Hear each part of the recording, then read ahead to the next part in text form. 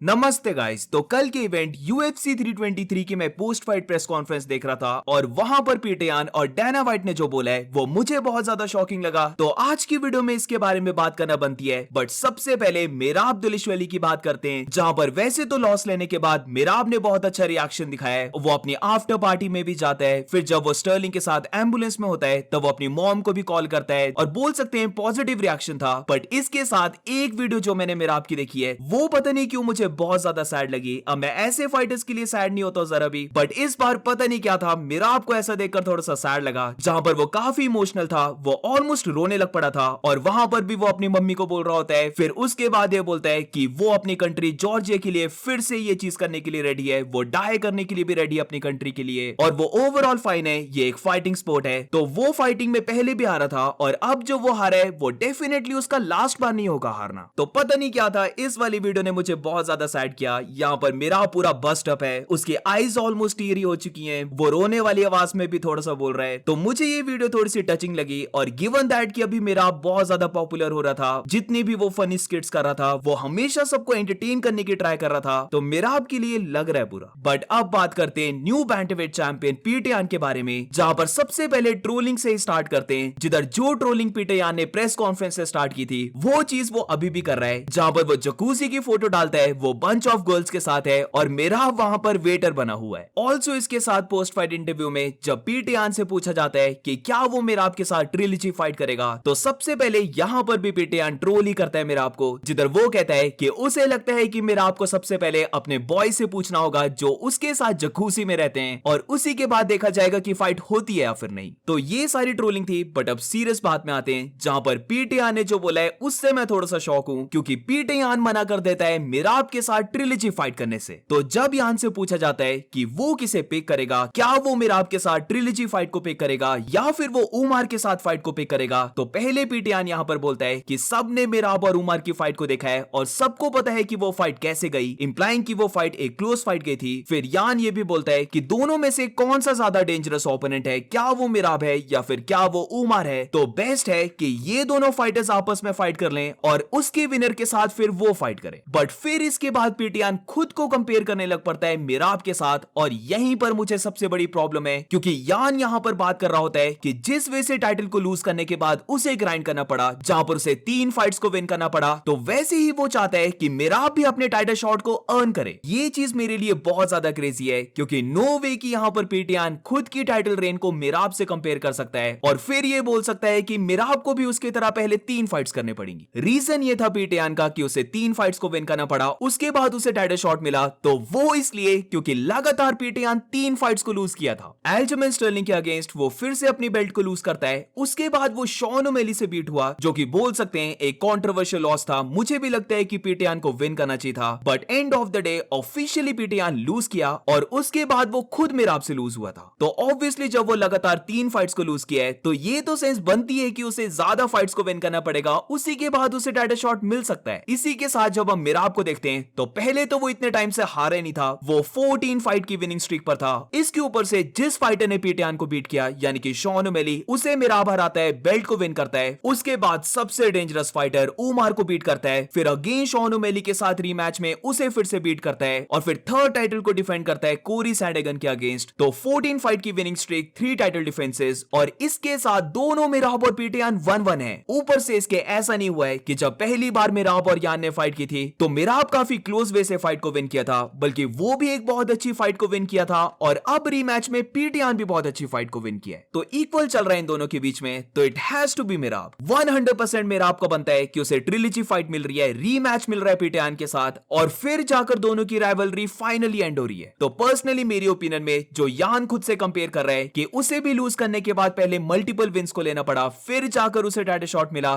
तो ये मेराब के ऊपर जरा भी अप्लाई नहीं होता है, और it should be immediate rematch. Also इसके साथ जो पहले पीटर यान ने बोला कि सबसे पहले देखते हैं कि मेराब और उमर की रीमैच का क्या होता है, तो वहां पर तो ये दोनों ही फाइटर्स के लिए अनजस्ट हो गया, जहां पर मेराब का मैं केस दे चुका हूं कि उसे इमीडिएट रीमैच मिलना चाहिए, बट उमर की भी अगर बात करें तो वो बस एक फाइट दूर है टाइटल शॉट के। ऐसा नहीं है कि अगर उसने डेविसन फिगरेडो को बीट किया तो फिर उसे मेराब के साथ अगेन फाइट करनी पड़ेगी और उसके बाद उसे टाइटल शॉट मिल रहा है। तो अभी मेराब और उमर का रीमैच विदाउट अ टाइटल, ये भी मुझे लगता है कि दोनों ही फाइटर्स के लिए अनजस्ट हो गया। मेराब को मिलना चाहिए इमीडिएट रीमैच और उमार और डेविसन फिगरेडो में से जो विन करेगा वो नेक्स्ट टाइटल शॉट पा सकता है। तो इसी मेजर पॉइंट से मैं डिसएग्री करता हूं पीटेयान से। उसने बहुत अमेजिंग फाइट की है, बट डेफिनेटली मेरी ओपिनियन में और आई थिंक सो मैं यहां पर काफी लोगों के लिए बोल रहा हूं कि दोनों को चाहिए कि वो रन बैक करें, ट्रिलॉजी को करें और उसके बाद राइवलरी को ओवर करें। इस बात से नॉट ओनली पीटेयान बट मैं उमार से भी डिसएग्री करता हूं और यहां पर उमार को लेकर मैं एक और बात भी बोलना चाहता हूं। बट सबसे पहले उसके अगर ट्वीट को देखें तो वो पीटेयान को कॉन्ग्रेचुलेट करता है, ये एक अमेजिंग फाइट थी, और उसके बाद ये बोलता है कि 24 जनवरी को ये लग जाएगा पता कि पीटेयान का नेक्स्ट ओपोनेंट कौन होता है। तो once again I don't think so कि अगर उमार डेविसन फिगरेडो को बीट कर देता है तो मेराब से पहले उसे टाइटल शॉट मिल जाना चाहिए। अब हाँ, ये तब हो सकता है अगर सपोज करो कि मेराब ब्रेक ले रहा है या फिर वो बहुत ज्यादा इंजर्ड है और पीटेयान एकदम से फाइट करना चाहता है, तो ऐसे केस में तुम बोल सकते हो कि उमार को टाइटल शॉट मिल रहा है। बट ऑब्वियसली जब कंपेयर करते हैं तो मेराब का ही बनता है नेक्स्ट टाइटल शॉट। बट इसके साथ इंटरेस्टिंग बात पे आते हैं जहां पर मेराब को छोड़ो, उमार को छोड़ो, इन दोनों को नहीं मिला टाइटल शॉट, बल्कि यूएफसी ने शॉन ओमेली को दे दिया है। ऑलरेडी शॉन ओमेली के पास विन है पीटेयान के अगेंस्ट। वो एक काफी पॉपुलर फाइटर है बैंटवेट का, और सबसे इंपॉर्टेंट बात, यूएफसी लव करती है शॉन ओमेली को। तो सपोज करो कि जो 324 का कार्ड है वहां पर शॉन ओमेली इंप्रेसिव वे से बीट कर देता है सॉन्ग यडोंग को, तो ऐसा हो सकता है कि उसे टाइटल शॉट मिल जाए। ऑलरेडी हम डिफरेंस को भी देख सकते हैं जहां पर उमार और डेविसन भी इसी कार्ड में फाइट कर रहे हैं, बट वो प्रीलिम में फाइट कर रहे हैं और as of now Sean O'Malley को दिखा रहे हैं कि वो मेन कार्ड की तीसरी फाइट कर रहा है। तो पता चले सबके बीच में आर्गुमेंट लगी है कि ना भाई मेराब का बनता है टाइटल शॉट, ना ना ना उमार का बनता है टाइटल शॉट, और एकदम चुपके से अनाउंसमेंट हुई है कि शॉन ओमेली नेक्स्ट फाइट कर रहा है पीटेयान के साथ। सेम वे से जैसे अभी लाइट वेट इंटरम बेल्ट के लिए हुआ जहां पर हर किसी को लगा कि अरमान को मिलना है टाइटल शॉट, बट जस्टिन गेची की फाइट हो रही है पैडी पिम्बलेट के साथ। तो मूविंग ऑन, इसी बात पर आते हैं जहां पर पोस्ट फाइट इंटरव्यू में जो डायना वाइट ने बोला है, ओ भाई अरमान सरूकिन की लगी पड़ी है। नॉट ओनली अरमान को एक और फाइट करने पड़ेगी, बट ऐसा भी हो सकता है कि अरमान को 2 फाइट्स करने पड़े। तो इंटरव्यू में जब रिपोर्टर डायना वाइट को बोल रहा होता है कि अरमान सरूकिन अब ऑड मैन आउट है, जहां पर इंटरम बेल्ट को बना दिया है और इलिया टुपुरिया अब उसी के विनर के साथ फाइट करेगा, तो एकदम से डायना वाइट यहां पर बोल देता है कि उसे तो ऐसा जरा भी फील नहीं होता कि अरमान एक ऑड मैन आउट है, बल्कि अरमान को मिली थी अपॉर्चुनिटी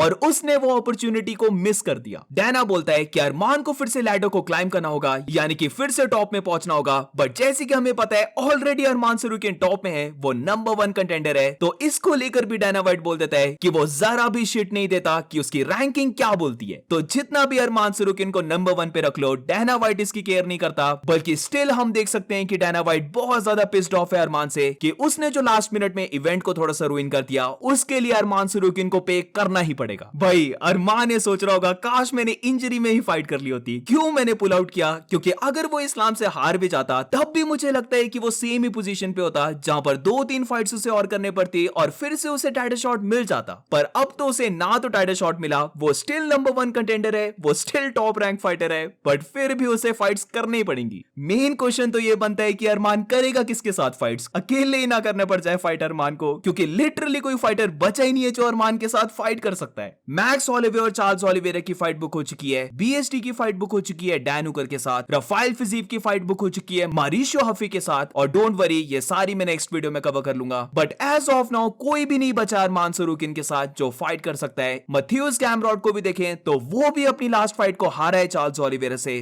तो इमेजिन कि अगर अरमान को बोला जा रहा है कि उसे 2 और फाइट्स करने पड़ेंगी और उसी के बाद उसे टाइटल शॉट मिल रहा है, तो करेगा किसके साथ वो फाइट? बहुत ही बुरी पोजीशन में फंस चुका है अरमान, वो करे तो करे क्या। और हाँ, ये बात बहुत ज्यादा सैड है, बट फिर भी जिस वे से सारी चीजें प्ले आउट हो रही हैं, ये डेफिनेटली थोड़ा सा फनी भी लगता है। अब इसी के साथ एंड ऑफ द वीडियो में बात कर लेते हैं फॉर्मर फ्लाईवेट चैंपियन एलेजेंड्रे पेंटोजा के बारे में, जहां पर काफी अनफॉर्चुनेट और सबसे बुरा तो पेंटोजा के लिए लग रहा है, क्योंकि ऐसा नहीं था कि वो बीट हुआ है, बल्कि काफी अनलकी वे से वो अपने टाइटल को लूज कर गया। अब डायना वाइट ने पेंटोजा की भी इंजरी का अपडेट दिया, और ये सुनकर मैं शॉक्ड हूं कि पेंटोजा की एल्बो बिल्कुल ठीक थी, बल्कि उसका शोल्डर डिसलोकेट हो गया। फाइट को तो देखने पर पूरा ही ऐसा लगा, वो स्लो मोशन को भी जब दिखा रहे थे तब भी ऐसा लगा कि पेंटोजा को एल्बो से इंजरी हुई है। बट फिर पोस्ट फाइट इंटरव्यू में डायना वाइट इस बात को क्लियर कर देता है कि बहुत ही ज्यादा शॉकिंग हुआ, पेंटोजा की एल्बो बिल्कुल ठीक है, बट उसका शोल्डर डिसलोकेट हो गया। तो डायना वाइट की अगर हम बात को माने तो फिर तो ये बहुत ही ज्यादा अजीब हुआ है, क्योंकि देखने पर मुझे तो पूरा लगा कि एल्बो से कुछ ब्रेक हुआ है। ऑल्सो इसके साथ डायना वाइट ने इस बात को भी बोला कि एलेजेंड्रे पेंटोजा को टाइम लगेगा वापस आने में, तो ऐसा नहीं है कि तब तक फ्लाईवेट डिवीजन नहीं चलेगी, बल्कि new flyweight champion Joshua Van उससे पहले अपने टाइटल को डिफेंड करने का देखेगा। तो मेरी ओपिनियन में तत्सुरो ताइरा ही रहने वाला है जिसे नेक्स्ट टाइटल शॉट मिल रहा है, क्योंकि दोनों ही फाइटर्स ने जरा भी डैमेज को नहीं लिया है। तो मेरी ओपिनियन में जो नेक्स्ट चैंपियनशिप फाइट होने वाली है फ्लाईवेट की, वो जोशुआ वैन वर्सेस तत्सुरो ताइरा रहने वाली है। And that's it for today guys. अभी तक कोई रैंकिंग निकल के नहीं आई है, पाउंड फॉर पाउंड रैंकिंग और जो डिविजनल रैंकिंग है वो कल निकल के आएगी। तो इसीलिए कल की वीडियो में देखते हैं कि पीटीआन का रैंक क्या आता है पाउंड फॉर पाउंड लिस्ट में, और इसी के साथ बाकी जो डिविजनल रैंकिंग है वो कैसे प्लेस आउट होती है। So that's it guys. अगर तुम्हें वीडियो अच्छी लगी हो तो please make sure to like subscribe. मिलते हैं नेक्स्ट वीडियो में।